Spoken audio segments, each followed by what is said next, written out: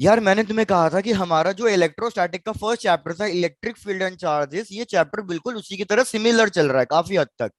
कि हम इसमें हमेशा पॉजिटिव चार्ज की को हम क्या कंसीडर कर लेंगे, मतलब नॉर्थ पोल को इससे रिप्लेस कर देंगे। और सिमिलरली नेगेटिव चार्ज की जगह हम क्या अज्यूम कर सकते हैं इसमें अब, साउथ पोल की तरह अज्यूम कर सकते हैं।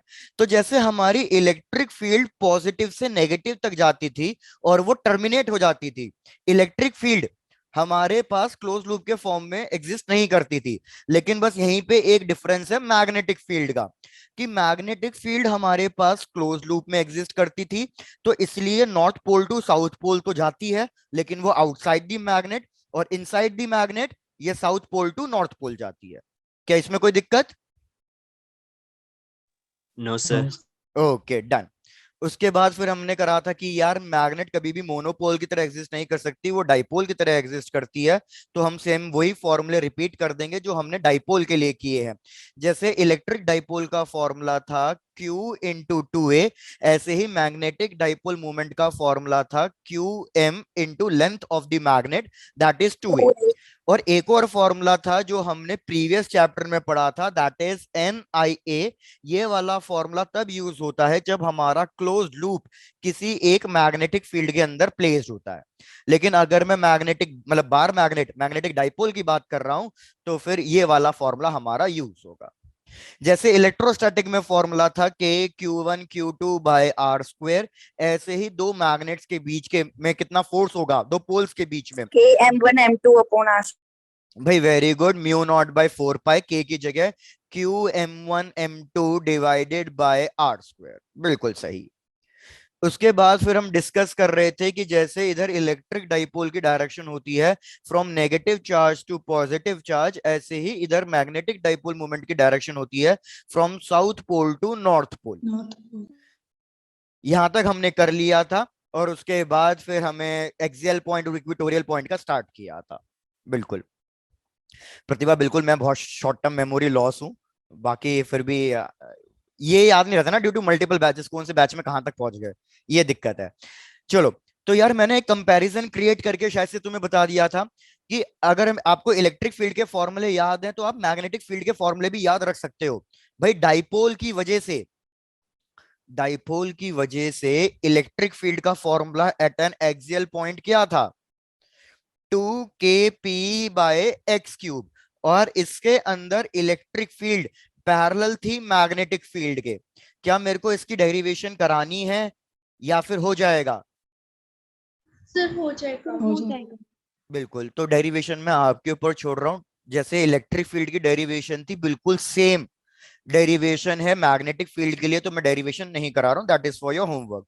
इक्वेटोरियल पॉइंट के लिए था Kp/x³, और इसके अंदर इलेक्ट्रिक फील्ड एंटी पैरेलल हुआ करती थी हमारे डाइपोल मोमेंट के। और अगर जनरल पॉइंट के लिए बात करो, वैसे मैग्नेटिक फील्ड में जनरल पॉइंट कभी भी पूछा नहीं जाता। बाकी जनरल पॉइंट के लिए अगर याद करो तो था हमारे पास Kp/x³ स्क्वायर रूट के अंदर 3 cos² θ+1। यही सारे फॉर्मूले में यहाँ पे कॉपी पेस्ट मार रहा हूं कि एक बार मैग्नेट की वजह से अगर एक्सियल पॉइंट पे मैं मैग्नेटिक फील्ड कैलकुलेट करूं, तो 2k की जगह हो जाएगा बस μ0/4 पाई, p की जगह हो जाएगा डाइपोल मोमेंट मैग्नेटिक का डिवाइडेड बाय x³ या r³।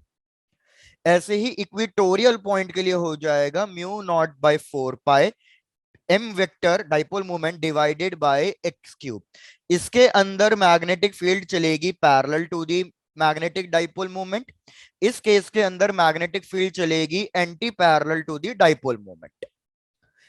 और लास्ट जनरल पॉइंट के लिए, बिल्कुल आकाश, जनरल पॉइंट के लिए यही same formula, μ0 m vector divided by 4 pi x³ और स्क्वायर रूट में 3 cos² θ+1।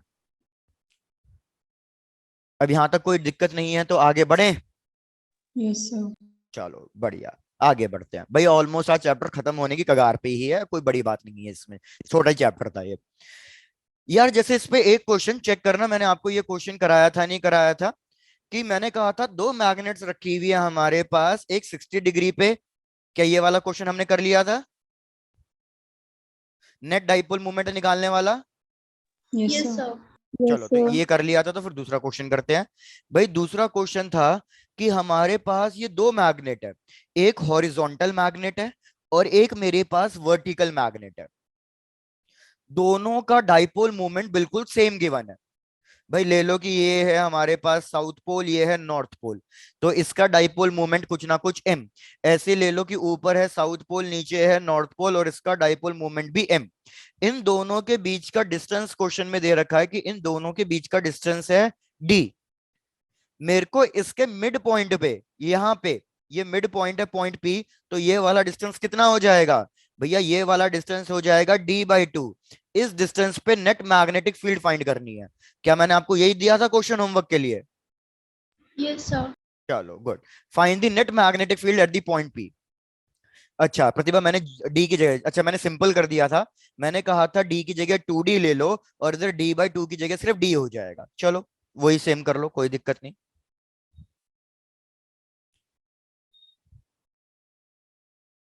तो बताओ भैया किस किस ने कैलकुलेट किया? गायत्री कैलकुलेट हुआ था? नहीं। जतिन, आकाश तुमने किया?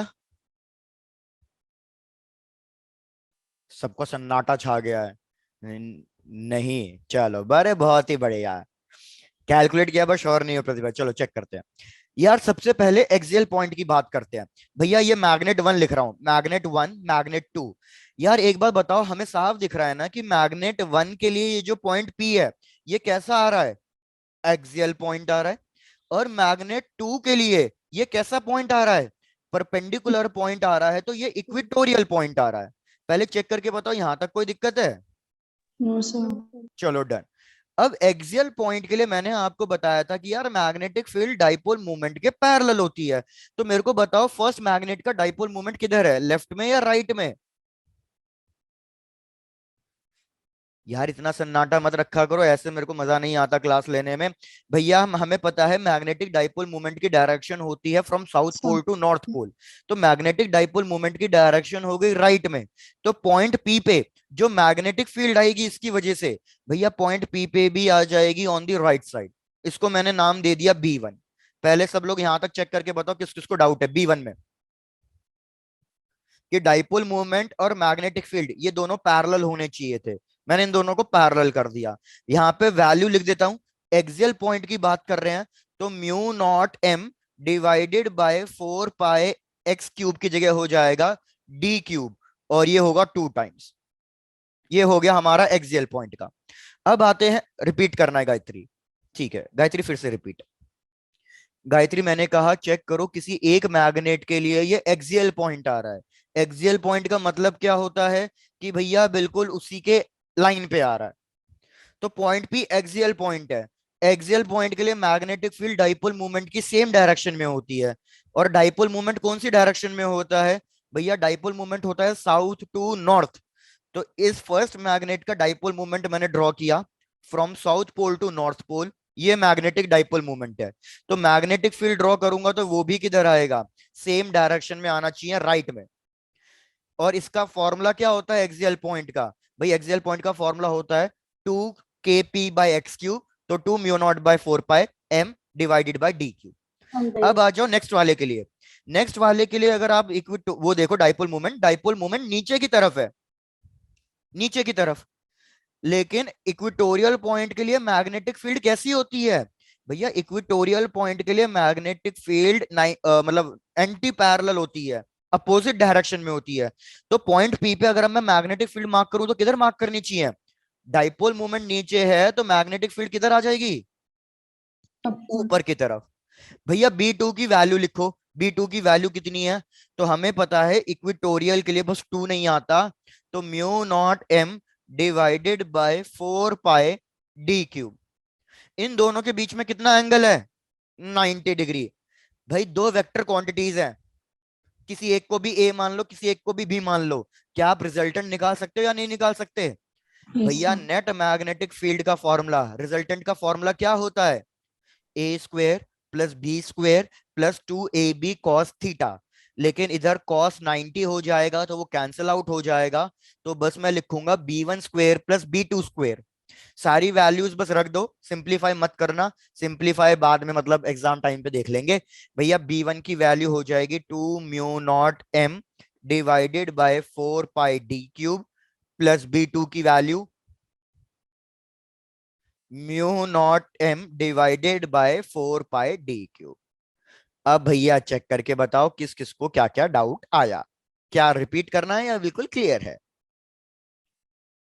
Done, sir. Done. Riya, Previous Shilja, slide, sir. Simran, Shreya सब चेक करके बताओ, पायल, पारुल, प्रतिभा, ईशा, हरमनजीत।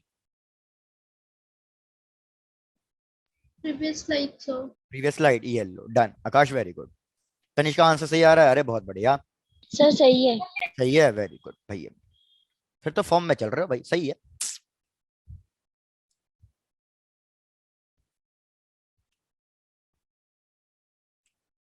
सही है रिया मैडम, ओके। बिल्कुल प्रतिभा मैडम, सेंड कर देना चाहिए था तुम्हें, बिल्कुल भाई। जैसे नोट डाउन हो जाए बताते रहना, आगे बढ़ेंगे।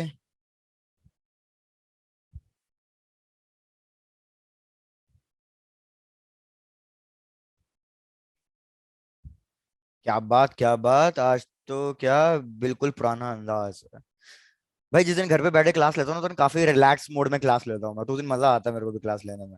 जिस दिन सेंटर पे क्लास लेनी पड़ती है, आधी चीजें थोड़ी बहुत चलती हैं, थोड़ी बहुत नहीं चलती, तो फिर मेरा वो हो जाता है, मतलब फिर पूरी फील नहीं आती है। चलो भाई आगे बढ़े, सबका Yes, हो गया sir. Note down?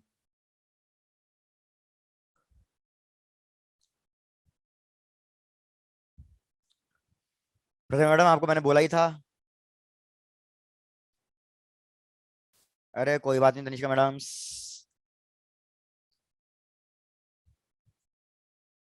चलो यार आगे बढ़ते हैं। भाटा गोल, यप्स। चलो भाई, नेक्स्ट टॉपिक फिर से वही जैसे इलेक्ट्रोस्टैटिक्स में किया था, कि भैया dipole is placed in a uniform magnetic field. आ जाओ भाई, dipole is placed in a uniform magnetic field.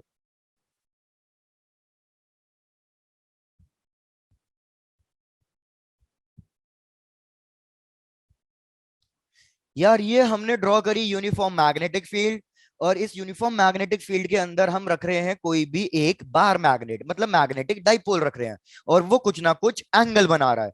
तो ये मैंने ली है भैया मैग्नेट, और ये कुछ ना कुछ एंगल बना रही है।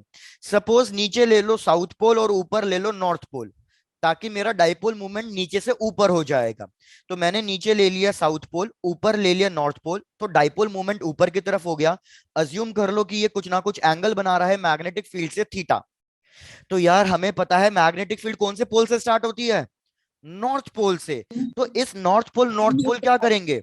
रिपेल करेंगे। तो इस पे फोर्स लगेगा राइट साइड। भैया north pole south pole attract करेंगे, तो इस पे फोर्स लगेगा लेफ्ट साइड। लेकिन सिंस मैग्नेटिक फील्ड यूनिफॉर्म है, तो दोनों फोर्स सेम होंगे, अलग अलग होंगे? Same. भैया दोनों फोर्स सेम Same. होंगे, but equal and opposite force हैं। तो हम कहेंगे कि नेट फोर्स कितना आ जाएगा? Net force zero Zero. आ जाएगा।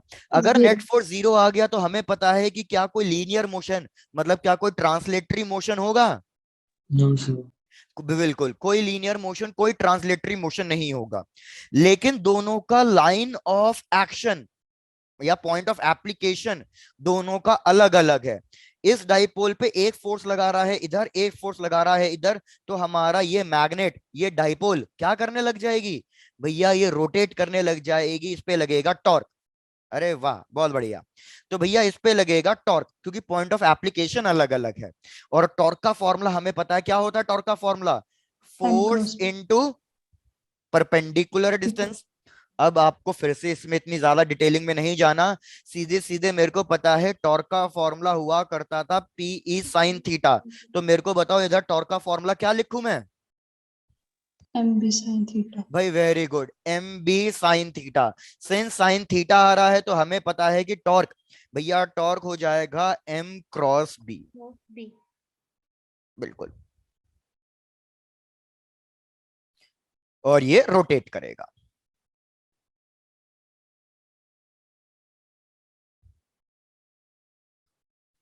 अभी के हिसाब से जो मैंने डायग्राम बनाया है उसके हिसाब से मैग्नेट कौन सी डायरेक्शन में रोटेट करनी चाहिए, क्लॉकवाइज या anti clockwise? Clockwise.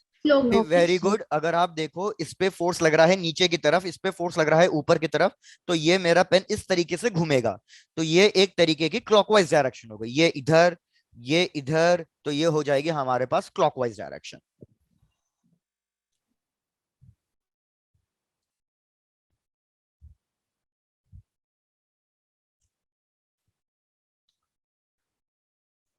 Done. Done. चलो आओ अब इधर देखो भैया, अब इसमें एक हल्का सा कॉन्सेप्ट नया है, इधर सुनो प्लीज।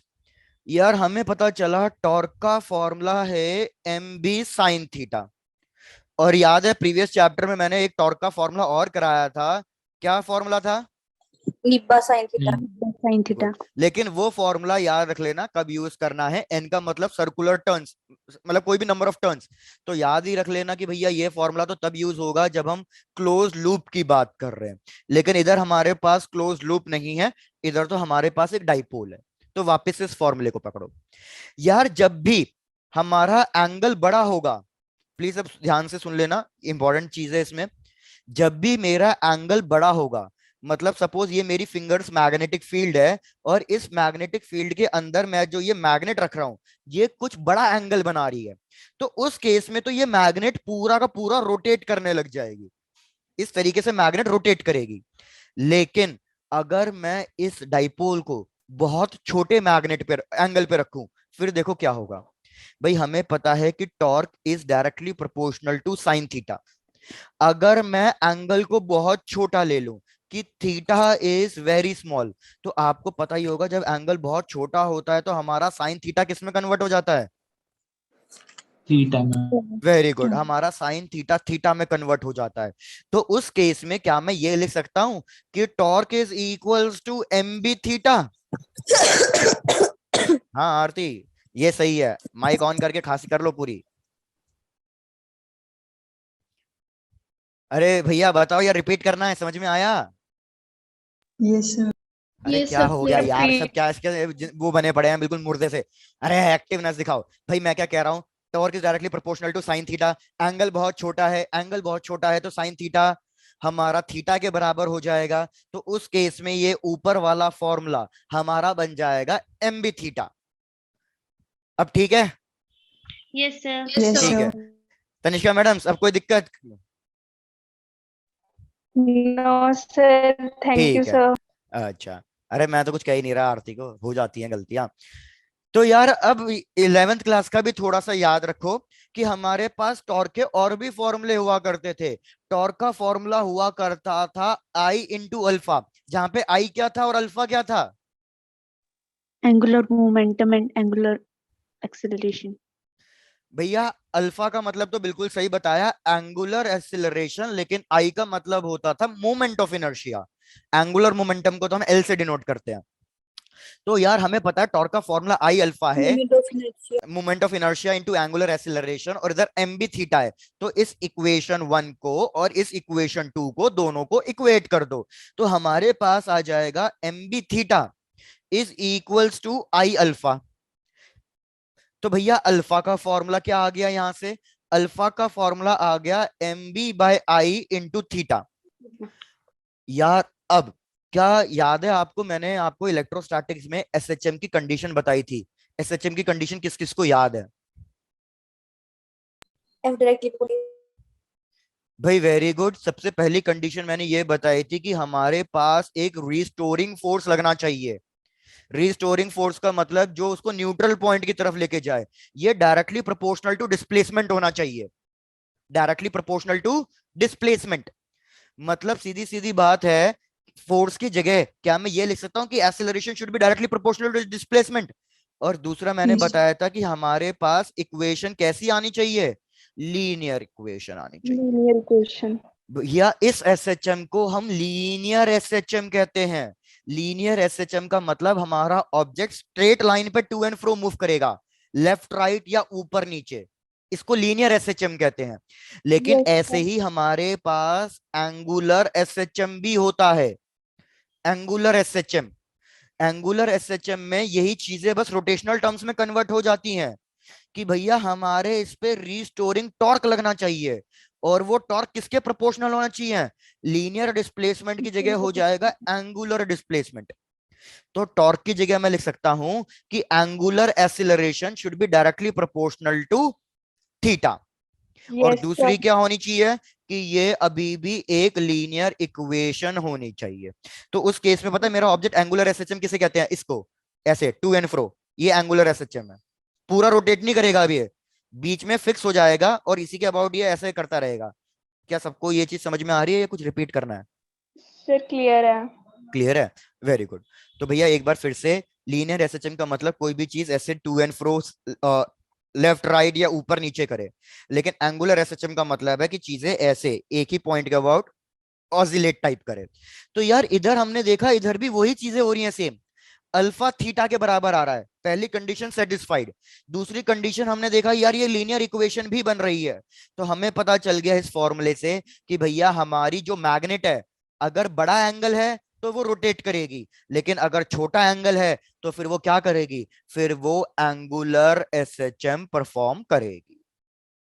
अब एंगुलर एसएचएम परफॉर्म करेगी तो angular SHM mean, angular SHM में एक्सिस के अबाउट रोटेट करना, एक्सिस के अबाउट रोटेट करना, नहीं नहीं कुछ अलग है।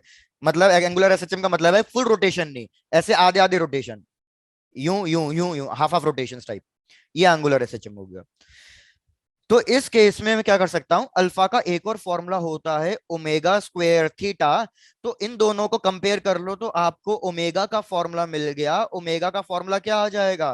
Root of M B by I. अगर ओमेगा मिल गया तो क्या मैं टाइम पीरियड कैलकुलेट कर सकता हूं? टाइम पीरियड का फॉर्मूला क्या होता है? 2 पाई बाय ओमेगा। तो हमारे पास टाइम पीरियड का फॉर्मूला आएगा 2 pi root I by M B. और याद रखना ये बहुत इंपॉर्टेंट फॉर्मूला है भैया, रिपीटिव क्वेश्चंस आ रहे हैं इस पे, कॉम्पिटिटिव एग्जाम में भी, बोर्ड एग्जाम में भी रिपीटिव क्वेश्चंस आ रहे हैं इस कॉन्सेप्ट पे। और इस कॉन्सेप्ट का नाम हो जाएगा आपका मैग्नेटोमीटर। ये इस डिवाइस होता है, उसके अंदर है ना, हम बेसिकली मैग्नेट आपकी ऑसिलेट करती है, वाइब्रेट करती है एंगुलर, और हम उसकी हेल्प से मैग्नेटिक फील्ड वगैरह या कुछ भी कैलकुलेट कर लेते हैं, मैग्नेटिक फील्ड। Yes, तो इसको हम कहेंगे मैग्नेटोमीटर। yes, sir. बिल्कुल। Sir, जैसे, clear है. ठीक है, जैसे किसी भी रीजन में हमें अगर मैग्नेटिक फील्ड कैलकुलेट करनी होती है ना, तो हम इस डिवाइस का यूज करते हैं, मैग्नेटोमीटर। उसमें हमारी मैग्नेट ऑसिलेट करती है।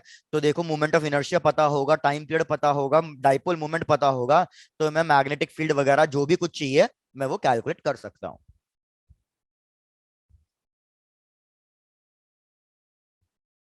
Done, sir.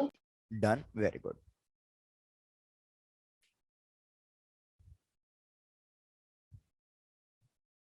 भैया अगर ये हो गया है तो बढ़े आगे।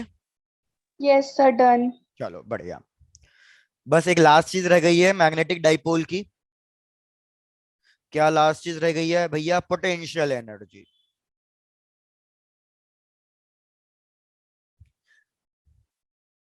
अच्छा एक बात बताओ, वैसे हम पोटेंशियल एनर्जी पढ़ रहे हैं मैग्नेटिक फील्ड के लिए, मैग्नेटिक डाइपोल के लिए, तो इसके बेसिस पे ये बताओ मैग्नेटिक फोर्स हमारा कंजर्वेटिव फोर्स होगा या नॉन कंजर्वेटिव फोर्स होगा?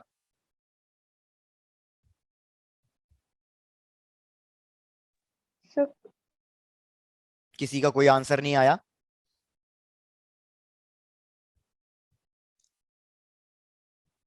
किसी को पता ही नहीं है, नालायक हो लिए हैं सबके सब, पढ़ना लिखना बंद कर दिया है। यार मैंने बताया था कि हमारे पास पोटेंशियल एनर्जी तभी आती है जब हम वर्क करते हैं। किसके अगेंस्ट वर्क करते हैं भैया? कंजर्वेटिव फोर्स के अगेंस्ट वर्क करते हैं। ग्रेविटेशनल फोर्स कंजर्वेटिव फोर्स है, इसलिए gravitational potential energy. Electrostatic conservative force है, इसलिए इलेक्ट्रोस्टैटिक पोटेंशियल एनर्जी। मतलब इधर हमें पता चल गया कि मैग्नेटिक फोर्स भी कंजर्वेटिव फोर्स है, इसलिए इसके लिए भी पोटेंशियल एनर्जी आ रही है। सीधी बात। चलो आओ समझो इधर। यार मैंने कहा ये मैंने यूनिफॉर्म मैग्नेटिक फील्ड ली, इसके अंदर मैंने डाइपोल प्लेस कर दिया, किसी एक एंगल थीटा पे, अभी जैसे हमने पिछले केस में किया सेम वही, इस पे फोर्स लगेगा इधर, इस पे फोर्स लगेगा इधर, तो मेरे को बताओ ये मैग्नेट कैसे रोटेट करेगी अगर मैं इसको फ्री छोड़ दूं तो? क्लॉकवाइज। भाई वेरी गुड, ये मैग्नेट रोटेट करेगी क्लॉकवाइज, बहुत सही। लेकिन अब मैं क्या चाहता हूं, मैं इस मैग्नेट को एंटी क्लॉकवाइज रोटेट करना चाहता हूं, तो ये मैग्नेट अपने आप एंटी क्लॉकवाइज रोटेट नहीं करेगी, तो हमें इसको एंटी क्लॉकवाइज रोटेट कराने के लिए कुछ ना कुछ एक्सटर्नल वर्क करना पड़ेगा। जब हम लीनियर मोशन की बात करते हैं तो वर्क डन का फॉर्मूला होता है फोर्स इनटू डिस्प्लेसमेंट, और अगर फोर्स नॉन यूनिफॉर्म फोर्स है तो हम फिर वर्क डन का फॉर्मूला यूज करते थे integration of F dot D x. भाई अगर याद हो, आई रिपीट, अगर हम लीनियर मूव करा रहे हैं किसी ऑब्जेक्ट को कंजर्वेटिव फोर्स के अगेंस्ट, तो हमारे पास वर्क डन का फॉर्मूला लगता था एफ डॉट एस। लेकिन यह फॉर्मूला तब लगता है जब फोर्स कांस्टेंट हो, यूनिफॉर्म हो। लेकिन अगर फोर्स नॉन यूनिफॉर्म है तो एफ डॉट डी एक्स। लेकिन इधर हम रोटेट कराना चाह रहे हैं, तो रोटेट कराना चाह रहे हैं तो इधर वर्क डन का फॉर्मूला लगता है टॉर्क डॉट डी थीटा। अगर आपको याद हो इलेक्ट्रोस्टैटिक्स में पढ़ा है पोटेंशियल एनर्जी डाइपोल के अंदर कितनी स्टोर होती थी? भैया किसी को फॉर्मूला याद है? Minus PE cos theta two minus cos theta one हुआ करती है।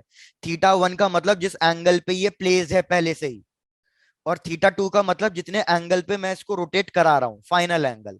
तो इधर भी यही होगा सेम, कि इधर मैं इसको सॉल्व करूंगा तो मेरे पास आ जाएगी potential energy stored in a magnet, और उसका फॉर्मूला हो जाएगा minus M B cos theta two minus cos theta one. भैया अपने आप लिख लेना, थीटा वन इनिशियल एंगल है, थीटा टू फाइनल एंगल है।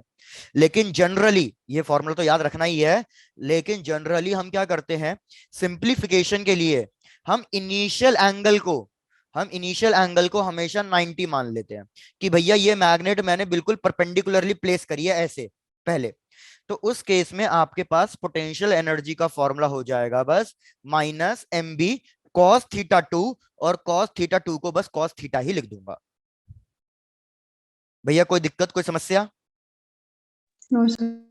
इस पे क्वेश्चन कैसा पूछा जाएगा? क्या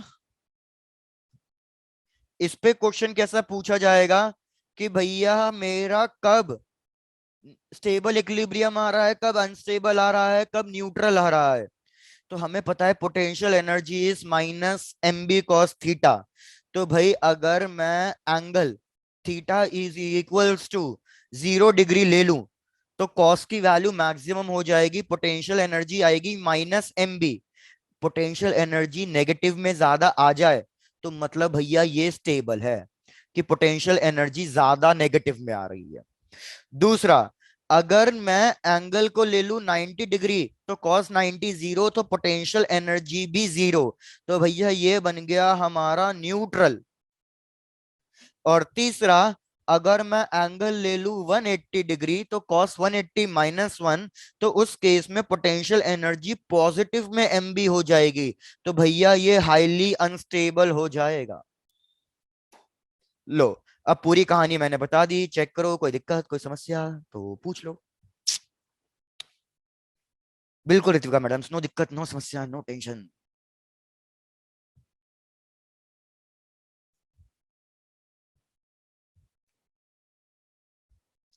डन डना डन, क्या बात है, सबके सब मेरे डायलॉग मेरी कोई चेप रहे हैं, अरे बहुत बढ़िया। Okay Smita, good. Okay Tanishka madam, मजा आता है ऐसे प्रतिभा मैडम, सही जा रही हो।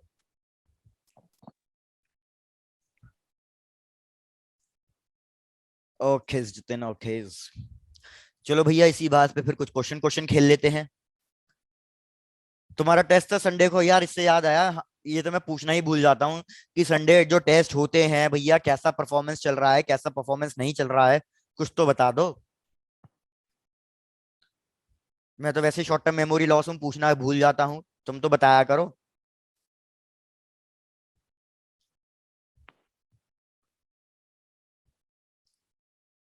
चलो भाई, सबने ये नोट डाउन कर लिया तो क्वेश्चन कर रहे हैं, फटाफट बता दो।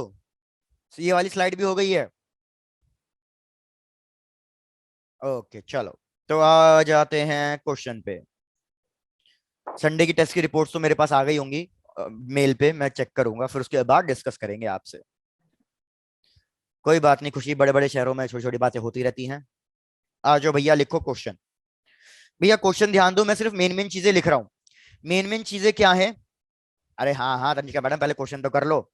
भाई मेन मेन चीजें ये हैं कि हमारे पास कोई एक मैग्नेटिक फील्ड है B1, और इस मैग्नेटिक फील्ड की वैल्यू गिवन है हमें 0.1 इंटू 10⁻⁵ टेस्ला। इस मैग्नेटिक फील्ड के अंदर मैंने एक बार मैग्नेट को रखा, जैसे मेरे पेन को बार मैग्नेट मान लो। इस बार मैग्नेट को रखा स्मॉल एंगल पे, तो ये बार मैग्नेट रोटेट करने लग गई, ऑसिलेट करने लग गई। मतलब कितना ऑसिलेट करने लग गई? भैया दे रखा है 40 ऑसिलेशंस। ये 40 ऑसिलेशंस कंप्लीट करने लग गई पर मिनट। अब मैंने क्या किया, इसी बार मैग्नेट को दूसरी मैग्नेटिक फील्ड में रखा। तो जब मैंने इस बार मैग्नेट को दूसरी मैग्नेटिक फील्ड में रखा, तो भैया ये करने लग गई है 1 ऑसिलेशन। कितने टाइम में? भैया 1 ऑसिलेशन इन 2.5 सेकेंड्स। 2.5 सेकेंड्स। तो आपको क्या बताना है? इस मैग्नेटिक फील्ड B2 की वैल्यू बतानी है। ऑप्शंस लिख रहा हूं, चेक करेंगे। 0.25 into 10⁻⁻⁵ option B 0.66 into 10⁻⁻⁵ option C 0.36 into 10⁻⁻⁵ and option D 1.2 into 10⁻⁻⁶ एक गलती हो गई है, सारी वैल्यूज 10⁻⁻6 में गिवन है। -6 -6 -6। क्या क्वेश्चन रिपीट करना है या सबको समझ में आ गया है?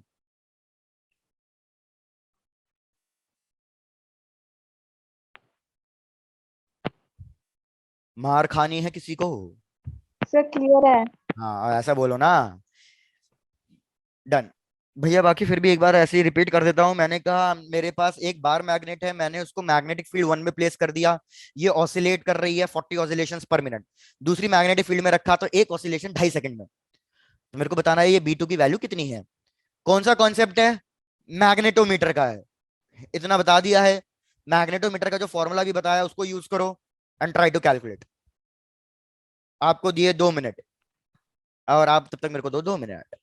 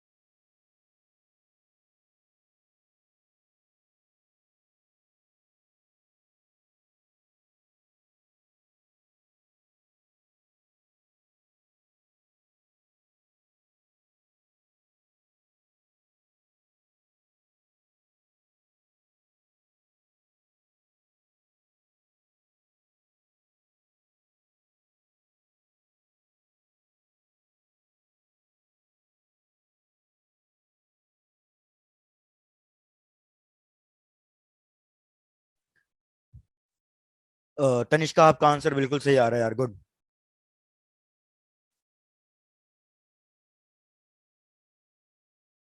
भाई बाकी लोग जल्दी।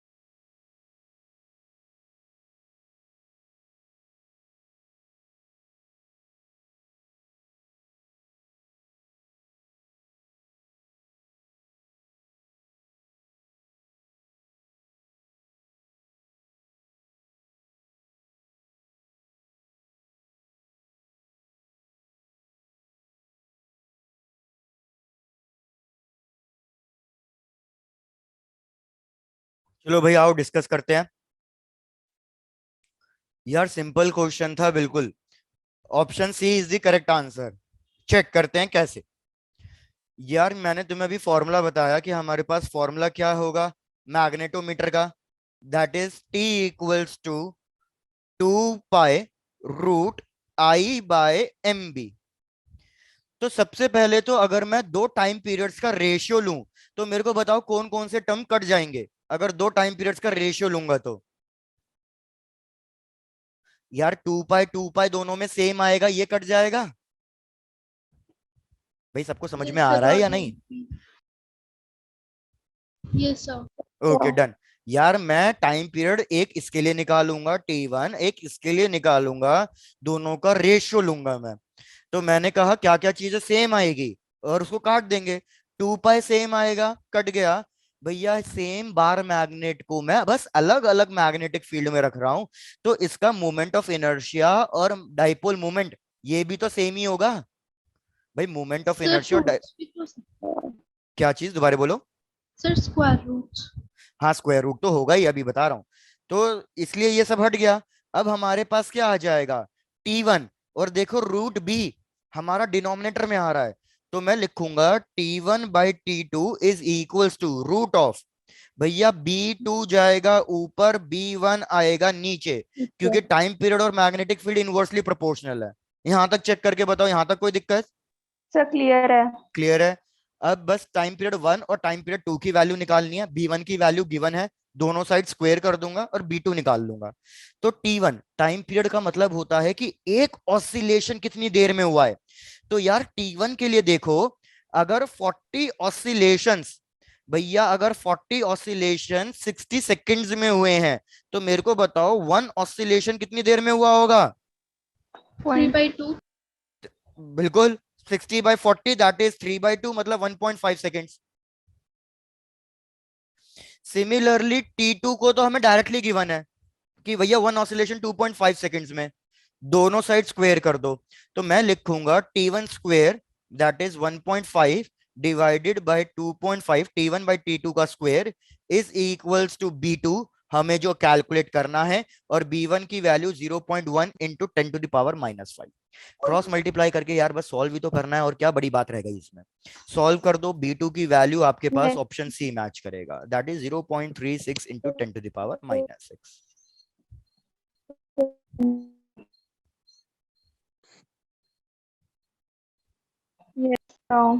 चलो डन। भाई जैसे सबका ये कंप्लीट हो जाए बता दो। हमारा अब next part of the chapter पढ़ेंगे, जो थोड़ा सा थ्योरेटिकली है लेकिन एक है उसमें न्यूमेरिकल, अर्थ मैग्नेटिज्म।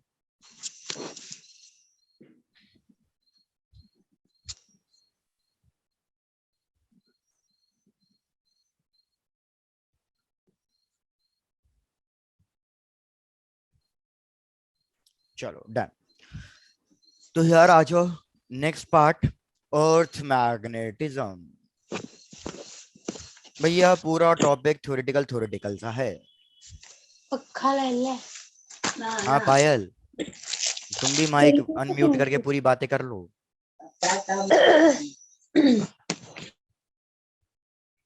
सबको खांसी हो रही है, किसी का गला खराब है।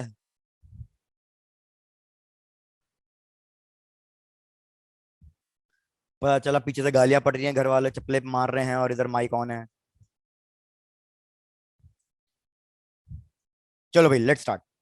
यार एक चीज सोच के बताओ, सपोज मैं क्या कह रहा हूँ, ये हमारे पास अर्थ है, यस ये हमने सर। ड्रॉ कर ली अर्थ। ये सपोज मेरे पास मैग्नेटिक कंपस है, ये हो गया magnetic needle, magnetic compass. Magnetic compass को मैंने सपोज इस तरीके से रखा हुआ है, थोड़ा सा टेढ़ा। हमें पता है जिस साइड एरो मार्क होता है वो मैग्नेटिक नीडल का नॉर्थ पोल होता है, और ये पीछे वाला पोर्शन हमारा साउथ पोल होता है। तो मेरे को बताओ कि अगर मैं मैग्नेटिक नीडल को ऐसा रख रहा हूं, तो क्या मैग्नेटिक नीडल ऐसी ही रहेगी, क्या ये फिर डाइवर्ट होके, मतलब डेविएट होके अलाइन हो जाएगी? और अलाइन होगी तो किस तरीके से अलाइन होगी? नॉर्थ पोल किधर आएगा, साउथ पोल किधर आएगा मैग्नेट का? Sir now. भाई किसी को कुछ समझ में आया जो मैंने पूछा, या सुन भी रहे हो? Yes sir. डन। पता नहीं आज सबका ध्यान मेरे को डाइवर्टेड डाइवर्टेड सा लग रहा है। चलो भाई, मैंने कहा कि हमें पता है अगर मैं किसी भी मैग्नेट को, बाहर मैग्नेट या मैग्नेटिक नीडल को फ्री छोड़ दूंगा, जैसे इधर मैंने फ्री छोड़ा हुआ है इसको, तो ये अपने आप रोटेट करेगी, मतलब फ्लक्चुएट कह लो या डाइवेट कह लो, ये डाइवेट करेगी और अपने आप अर्थ के नॉर्थ पोल और साउथ पोल के हिसाब से ये अपने आप को अलाइन कर लेगी। तो ये मैग्नेट क्या हो जाएगा, इस तरीके से डायग्राम बनेगा कि ये अपने आप को अलाइन करेगी कुछ इस तरीके से कि भैया नॉर्थ पोल आएगा मैग्नेटिक नीडल का ऊपर और साउथ पोल आएगा नीचे। तो मेरे को बताओ, अगर मैग्नेटिक नीडल का नॉर्थ पोल ऊपर आ रहा है, तो फिर अर्थ का ऊपर कौन सा पोल होगा, नॉर्थ पोल या साउथ पोल? हमें पता है ना अर्थ के दो पोल होते हैं, तो अर्थ का ऊपर कौन सा पोल आएगा, साउथ पोल लिखूं या नॉर्थ पोल लिखूं ऊपर?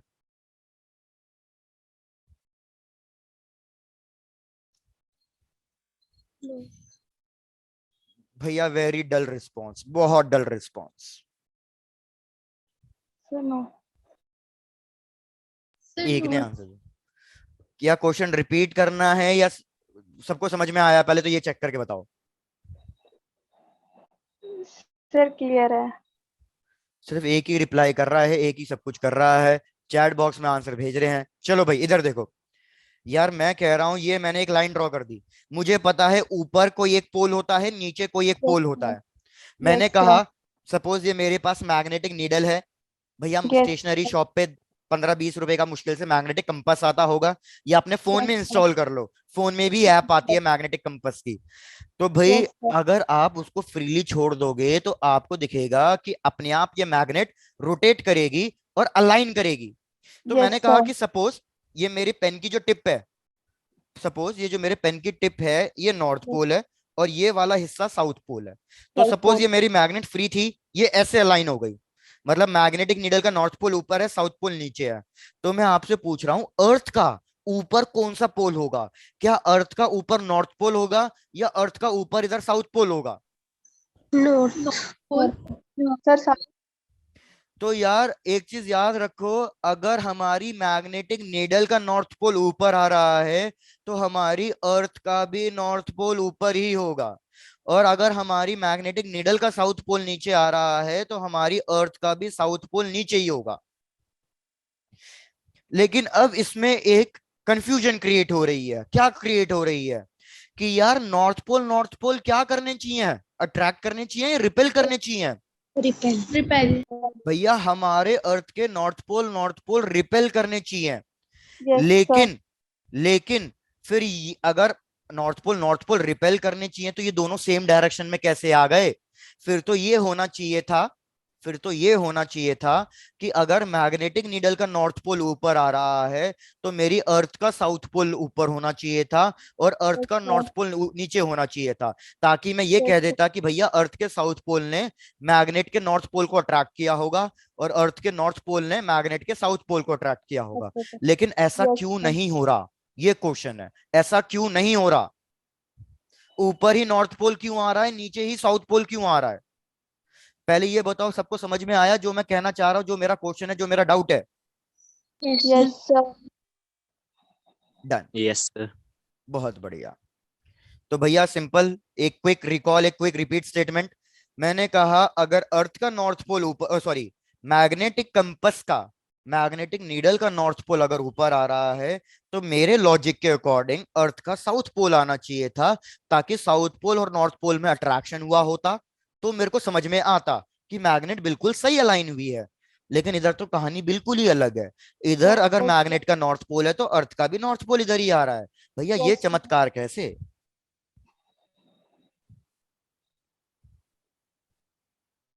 अरे यार, किसी के स्कूल में ये चैप्टर नहीं हुआ है क्या? No, sir. नो अच्छा सर। अच्छा, तभी किसी को आंसर नहीं पता। अरे फिर ठीक है, फिर तो मैं और कॉन्फिडेंस में पढ़ाऊंगा। चलो इधर देखो यार, एक्चुअल में क्या होता है, जो हमारे पास ये जो मैं पोल्स मार्क कर रहा हूं, इन पोल्स को हम कहेंगे geographic north pole and geographic south pole. मतलब ये Yes, अर्थ के एक्चुअल पोल्स हैं, geographic north pole and geographic south pole. तो इसको बार बार जोग्राफिक जोग्राफिक भैया मेरे लिए लिखना डिफिकल्ट है, तो बस मैं क्या कर दूंगा, इसको लिख रहा हूं एनजी एंड एसजी। क्या समझ जाओगे? yes, sir. Yes, sir. ये Yes, अर्थ sir. के एक्चुअल पोल्स हैं, नॉर्थ पोल साउथ पोल, ठीक है। Yes, लेकिन sir. हमने क्या देखा, कुछ थोड़ा सा लॉजिकल अपने माइंड में बिठाओ ये चीज। मैग्नेटिक कंपास फ्लक्चुएट कर रही है, रोटेट हुई है, डाइवेट हुई है। Magnetic needle Yes, sir. तभी डाइवेट हो सकती है ना जब मैग्नेटिक फील्ड हो। Yes, sir. Yes sir. को लग yes, रहा है? अब एक काम करो, तुम सब लोग बिल्कुल चुप रहो, पहले मेरे को पूरी कहानी बोलने दो, क्योंकि तुम लोग बिल्कुल बीच बीच में रिस्पॉन्ड नहीं कर रहे, और रिस्पॉन्ड कर भी रहे हो तो लेट लेट कर रहे हो। इधर सुनो भाई, ओर्स्टेड ने क्या कहा था जो हमने magnetic effect of electric current में पढ़ा? भैया ओर्स्टेड ने कहा, जो उसने गलती से फाइंड आउट किया, उसके पास ये वायर रखी थी, यहाँ पे एक मैग्नेटिक नीडल रखी हुई थी। उसने देखा जैसे इस वायर में करंट फ्लो करा रहा हूं, ये मैग्नेटिक नीडल फ्लक्चुएट कर रही है। उसने सोचा यार मैग्नेटिक नीडल फ्लक्चुएट कैसे कर रही है? मैग्नेटिक नीडल तो तभी फ्लक्चुएट कर सकती है जब आसपास मैग्नेटिक फील्ड हो।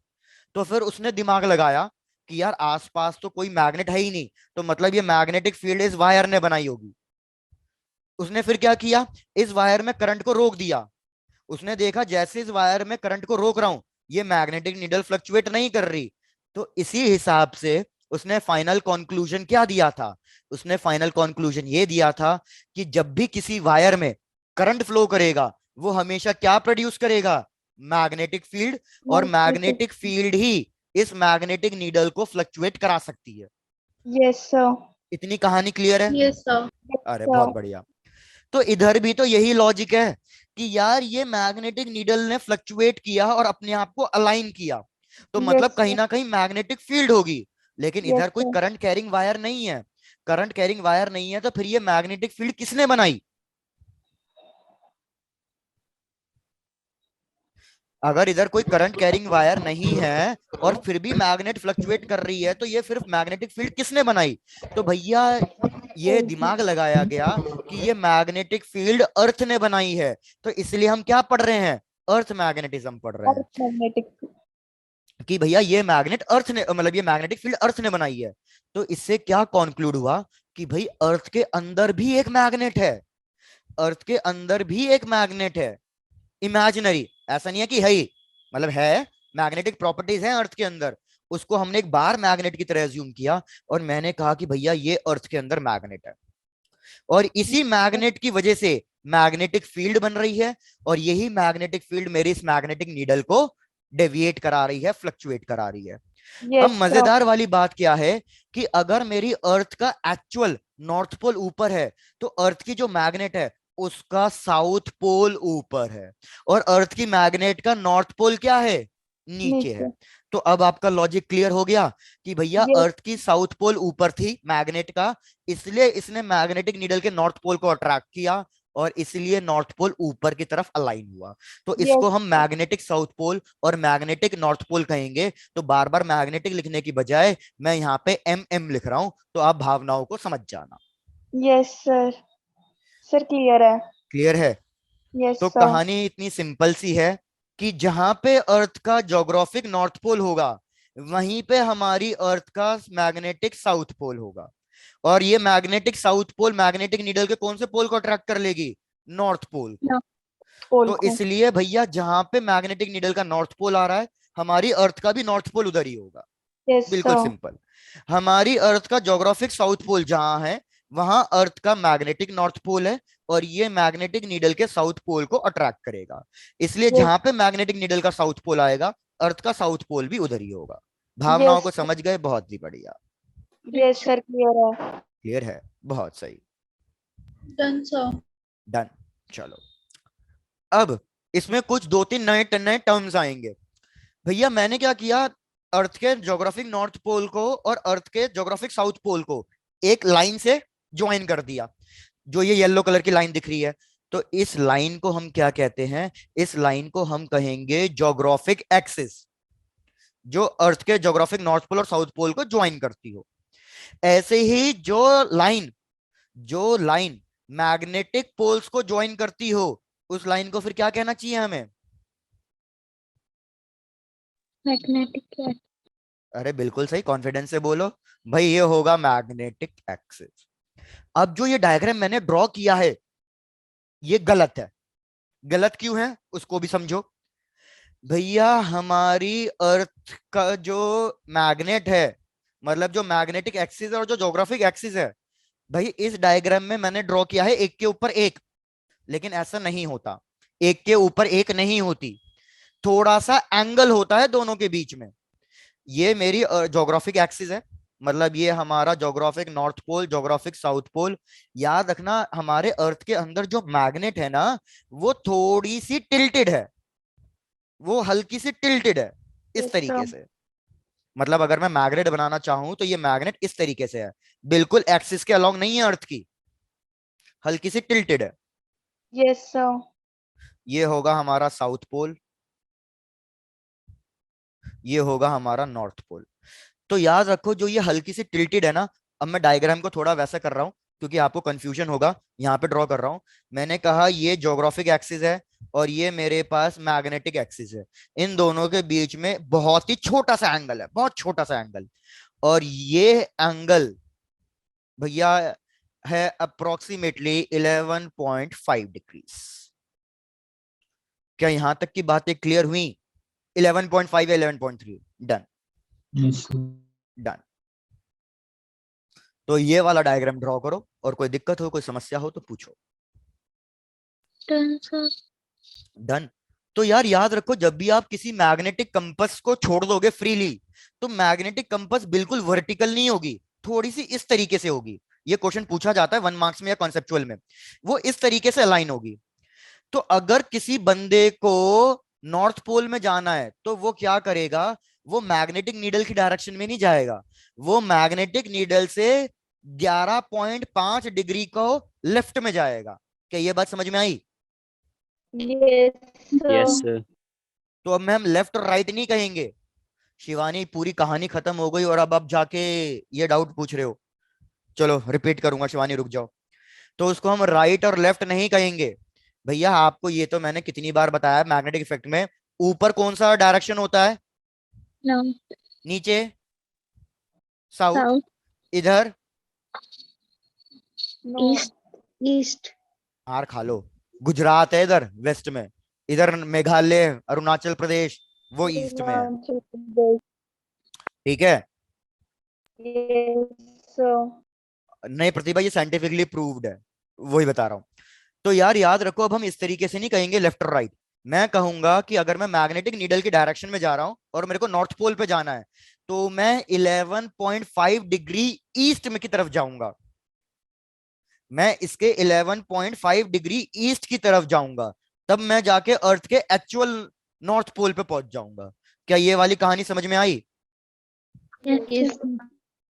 अब ऋतिका, आप तो नहीं कैलकुलेट कर सकते ये, लेकिन जो बेसिकली शिप वगैरह क्रूज वगैरह चलाते हैं, उनको इतना परफेक्ट, मतलब उनको एंगल्स का इतना अच्छा वो पता चल जाता है। उनको पता है कि मेरे को जो हैंडल स्टीयरिंग है, वो कितना रोटेट करना है, कितने एंगल पे, उनको एंगल का एस्टिमेशन है।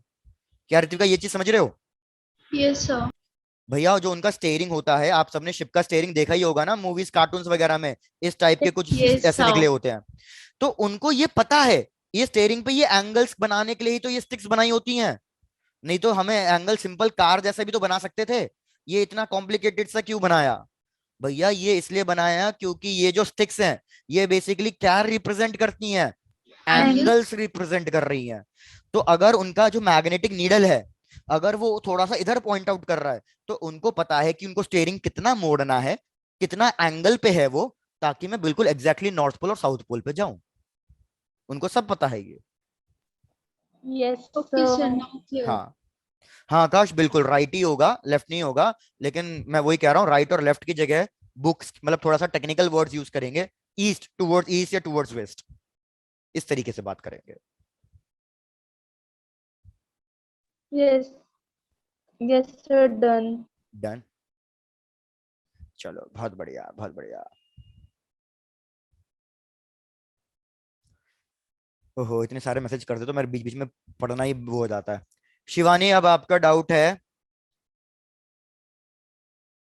आकाश नहीं, स्टेयरिंग पे जो वो स्टिक्स होती हैं वो कुछ एंगल के हिसाब से होती हैं। मैंने सिर्फ ऐसे सेटिस्फाई करने के लिए नहीं बोला है, नालायक। चलो हाँ, अब इधर शिवानी आपके लिए रिपीट कर रहा हूं। यार हमने बोला था कि मैग्नेटिक नीडल का अगर नॉर्थ पोल ऊपर है तो सीधा सीधा बस ये याद रखो, मैग्नेटिक नीडल का नॉर्थ पोल ऊपर है तो हमारी अर्थ का साउथ पोल मैग्नेटिक वाला, अर्थ के पास याद रखना दो पोल्स हैं, एक ज्योग्राफिक है एक मैग्नेटिक है। तो हमारा मैग्नेटिक साउथ पोल ऊपर होगा, लेकिन वो मैग्नेटिक साउथ पोल है, लेकिन अर्थ का वो एक्चुअल में क्या है? ज्योग्राफिक नॉर्थ पोल है। शिवानी क्या ये चीज समझ में आ रही है?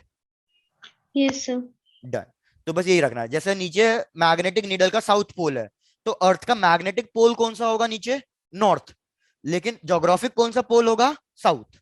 South. बिल्कुल। चलो अब यार एक लास्ट चीज और सुनो, क्या क्या है भाई फिर से।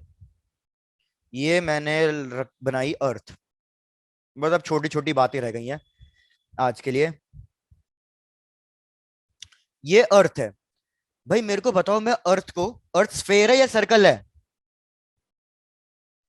Sir, spherical. भाई वेरी गुड, सर्कल मत बोलना नहीं तो मार खा लोगे। सर्कल 2 डायमेंशन होता है और हमारे पास अर्थ 2 डायमेंशन नहीं है, 3 डायमेंशन है, स्फेयर है। तो मेरे को बताओ स्फेयर को मैं 2 पार्ट में कट करना चाहता हूं, स्फेयर को 2 पार्ट में कट करना चाहता हूं, तो मेरे को एक लाइन से कट कर पाऊंगा या एक शीट से कट कर पाऊंगा?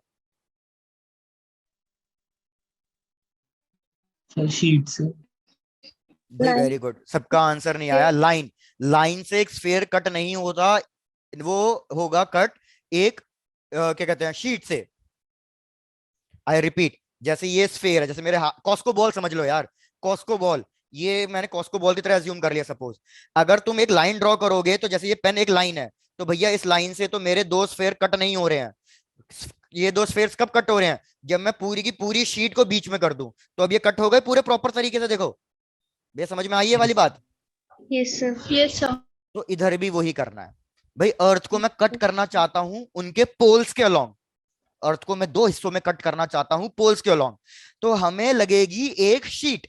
तो इधर मैंने ड्रॉ कर दी एक शीट, और ये शीट अर्थ के नॉर्थ पोल और साउथ पोल के अलोंग है। तो अगर मैं एक लाइन ड्रॉ कर रहा हूं नॉर्थ पोल और साउथ पोल को ज्वाइन करने के लिए, तो वो तो कहलाती थी एक्सिस। लेकिन अगर मैं एक प्लेन शीट ड्रॉ कर दूं अर्थ के नॉर्थ पोल और साउथ पोल को ज्वाइन करने के लिए, तो ये शीट हमारी कहलाएगी मेरिडियन। तो ये कौन सी शीट है? Geographic meridian. जी। पहले ये बताओ ये चीज क्लियर हुई? Yes, sir. Very good. Similarly जो मैग्नेटिक पोल्स है आपके, उसको भी एक शीट से कट कर दो, एक शीट से कट कर दो। तो अगर मैं एक शीट ड्रॉ कर दूं जो अर्थ के मैग्नेटिक पोल्स के अलोंग अर्थ को कट करे, तो भैया ये शीट कहलाएगी हमारी मैग्नेटिक मेरिडियन। अब इन दोनों के बीच में एंगल होगा, कितना एंगल होगा? अभी बताया था मैंने, कितना एंगल होगा इन दोनों के बीच में? 11.5. 11.5 डिग्री। Very good. तो ये एंगल होगा 11.5 डिग्रीज, और इस एंगल को हम कहते हैं मैग्नेटिक डिक्लाइनेशन या एंगल ऑफ डिक्लाइनेशन। अब बच्चे क्या गलती करते हैं, कभी कभी वो मैग्नेटिक डिक्लाइनेशन की डेफिनेशन लिख देते हैं angle between geographic axis and magnetic axis, वो गलत डेफिनेशन है। एंगल तो वही आएगा 11.5 डिग्रीज, लेकिन डेफिनेशन गलत है। एक्चुअल में ये एंगल एक्सिस के बीच का नहीं है, ये एंगल शीट्स के बीच का है, प्लेन्स के बीच का है। क्या चीज क्लियर है? Yes, sir. डन। Yes, यहां तक sir. लिखो, ये पहला टर्म था जो हमें पढ़ना था अर्थ मैग्नेटिज्म का, पहला टर्म, कि भैया what is magnetic Yes, sir. Declination. Magnetic declination is angle between the geographic plane and magnetic plane, और उसको प्लेन की जगह बस क्या देना, मेरिडियन। Yes, sir. बहुत बढ़िया, ये हो गया। अब आ जाते हैं भैया दूसरी चीज पे। Yes, sir. Done. चलो डन। एक मिनट, ये भैया हैंग होने लग गया। अब आपको कैसे समझाया जाए, चलो भैया लेट्स सी। आओ दूसरी चीज पे। भाई सिर्फ अभी लिख लो, बताया जाएगा। लिखो दूसरी चीज, angle of dip. Yes, sir. ठीक है, एंगल ऑफ डिप, इसको डिनोट करेंगे जनरली एंगल डेल से, एंगल ऑफ डिप। अब हमारा काम Yes, यही है पढ़ना, sir. एंगल ऑफ डिप क्या होता है। Yes, sir. Done. डन। अब एक मिनट दो मेरे को, आपको मैं कुछ और तरीके से समझाने की कोशिश करूंगा। Yes, sir.